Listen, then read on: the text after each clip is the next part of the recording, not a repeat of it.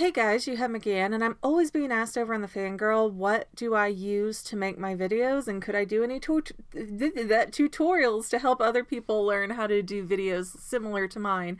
And here is my messy workstation. It's a program called Final Cut Pro that I believe is only available on the Mac.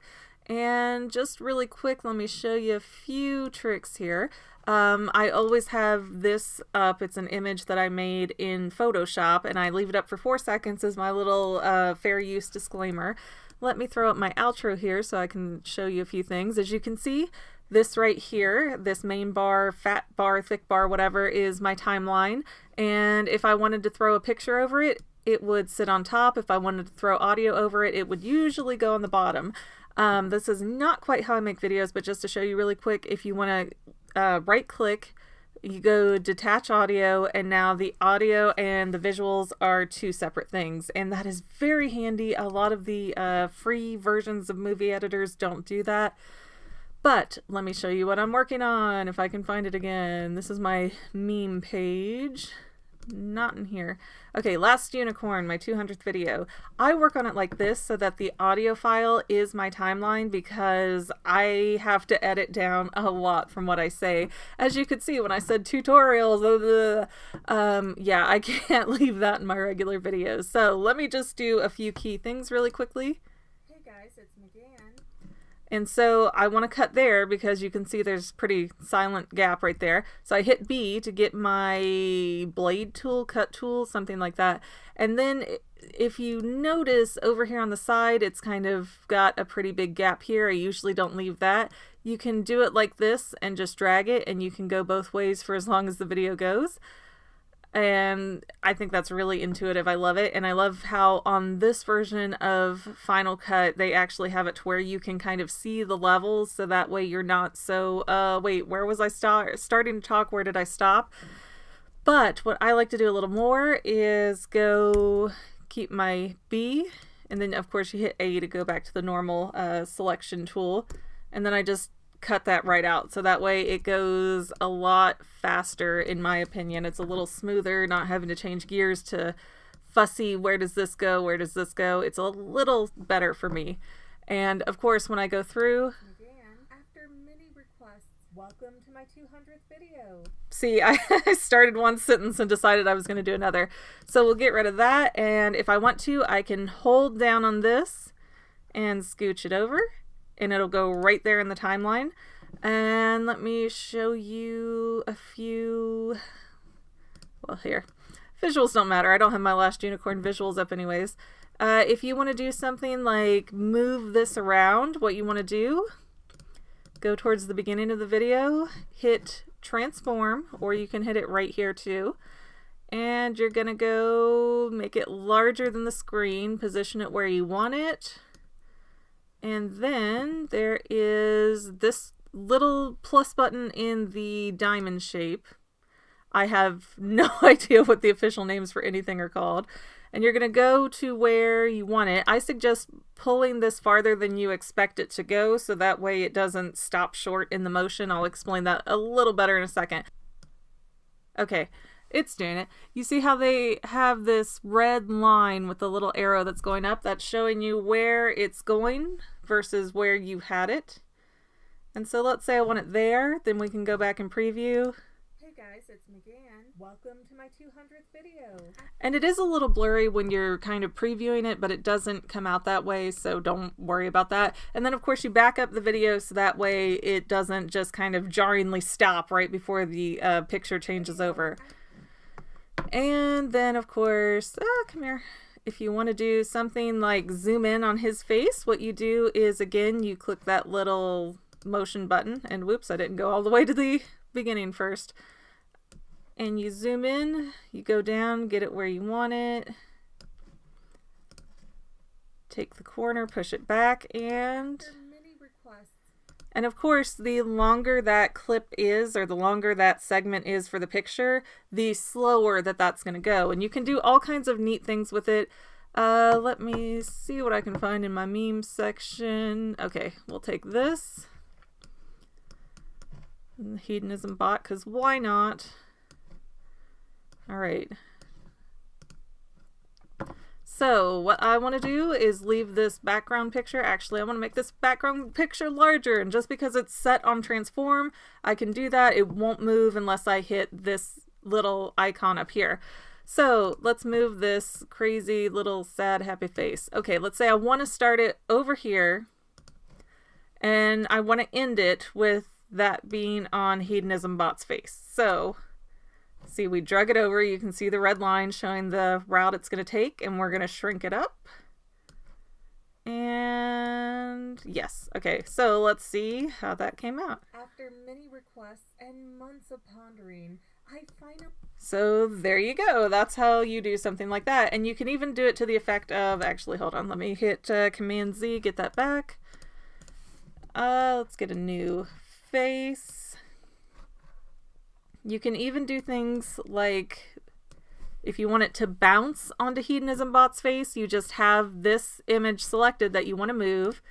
Transform button, you hit that, and then you go, well, when do I want it to move? Let's say over here, I want it to be down over here. All right, now that automatically made that a point in the timeline for where that's going to move. And now I want it to go up here. So see, it made a new point because I'm not in the same location. Now let's go up here. And then let's finally settle. Come on. No, I don't want you off. Then we'll finally settle over here. So as you go through on the timeline, you don't have to hit anything extra. Just every place you stop, that's where the face is going to move. And you can do that with any object. After many requests and months of pondering, so that's how that works out. Pretty simple-ish. It's all pretty intuitive, like I said. Another random picture here. Let's do some transitions. One to the other. I'm just randomly selecting here. Okay, if you select on the corner edge here and you just go Command T, that's an automatic fade transition. Welcome to my... And you can just delete that. It won't hurt the pictures. And oh, actually, let me do this again real quick so I can show you. If you feel like it's not fading where you want it, you can actually slide it over, and that will bring the wedding picture over and the lock and key picture back, which is a big upgrade from Final Cut Express. Guys, it's McGann. So that makes it a lot easier to do that, but there's all kinds of other transitions too, and they are over in this section. Yes. There's tons and tons of them. You just have to play with them and find out which ones you like. Let me do leaves for the sake of doing leaves. I don't know. Just whatever. Well, that didn't work for me. Why didn't you work? No, behave. Let me try some Command Z and get that gray slide off the top here. There we go. That might have been what was affecting it. Come on. I know you want to do this. Okay, did I do that wrong? It seems wrong. Hey guys, it's McGann. Welcome to my tutor. Oh, okay. Nope, that's about what it should be. And then if you click from this icon over to this one, these are all the different visual effects you can do. And unfortunately, the preview's not the greatest. It's kind of hard to see what's happening. But let's just select this. We'll do, no, not color correction. We'll do color eyes. All right. So you just double click and now you have the color shade, and you can switch it, of course, around over here if I want it to be more green, blue, whatever. So handy tools, just so you know. Also, let's see. What are you called? Snapping. That is a big one. I always leave that on. And because if you turn that off, what happens is, oh, now you're going to make a liar out of me, huh? Okay. Okay, well, usually snapping will let things move around in the timeline, or it's really hard to get them to sync back up if you're trying to set two different things together. So I try to leave snapping on. Then there is, I'm trying to tell you the official name, Sola. No, don't want to show that. Oh, audio skimming. This thing makes me nuts. Come on, turn on so I can show people. Okay, you're not gonna work. All right. Oh. You have to turn this one on first, apparently. Turn video and audio skimming on or off. Okay. And as you can hear, that's like, you don't even have to be on the audio of the sound bar. It's just gonna... That makes me absolutely crazy. I have to keep that turned off. It's nice if you're like repeating yourself 500 times. And oh, you know what I did forget to do? I usually take this up to a 9. So now I've got to go through and this is just your volume, your decibels. So if you're way too loud, you bring it down. If you want it louder, you bring it up. I usually set mine to 9 because that's like my microphone is weird like that. So I try to boost it up a little bit or people complain. Let me get all those up. If I had left it as one piece, I could have done it all in one motion here, but oh well. It didn't get too far into it, so it's fine. Let's see, what else can I show you? Oh, I can show you text. Up here, here are like your movies, basically your media files, pictures, audio, whatever.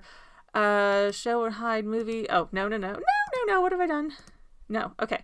So that's your bar. Okay, this is your music. This will link up to your iTunes, GarageBand, all that stuff. And this is your text. Now, there's lots of different options in here too. Let me just randomly pick something. We'll try that. That's cute. You just double click and it'll go wherever your, what is this, squeeger is? I know there's a name for it, but I'm not that technical. And you just kind of, well, let's see. Okay, get it up where we can see it. And now you can just edit it on screen, which is great. So we'll say the Fangirl. No! Loves you. Okay, so, and now that'll be over top. And of course, just like everything else, you can move around and adjust how long that runs. So let's try it out. Welcome to... And see, I bet, I don't do a whole lot of text, but I bet that'll slow it down. Hey guys, it's McGann. Oh no, that actually bounced up at about the same pace. So, okay, that animated part is basically set in stone. So, get back over here. Ah, no, stay where I tell you. What have I done? Okay, pick you. No, let's try. Okay, I'm just going to delete all this so it's not so busy and crazy.